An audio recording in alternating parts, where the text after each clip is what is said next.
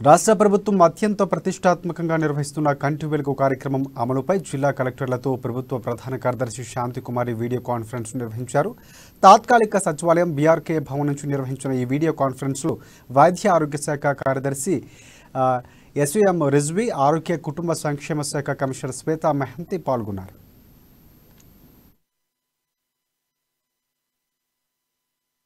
రాష్ట్రంలో నిర్వహిస్తున్న కంటి వెలుగు కార్యక్రమం ఇప్పటి వరకు క్షేత్రస్థాయి క్యాంపుల నిర్వహణ విజయవంతంగా జరుగుతుండడం పట్ల సంతృప్తి వ్యక్తం చేశారు.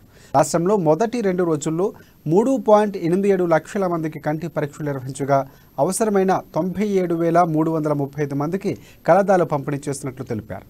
ఇక అన్ని జిల్లాల్లో ఉన్న బఫర్ టీమ్స్ ఉపయోగించి ప్రభుత్వ కార్యాలయాలు, జిల్లా కోర్టు భవనాల సముదాయాలు, పోలీసు బెటాలియన్లు, జర్నలిస్టుల కోసం ప్రెస్ క్లబ్ల వద్ద ప్రత్యేక కంటి వెలుగు క్యాంపులు నిర్వహించాలని జిల్లా కలెక్టర్లకు శాంతికుమారి సూచించారు.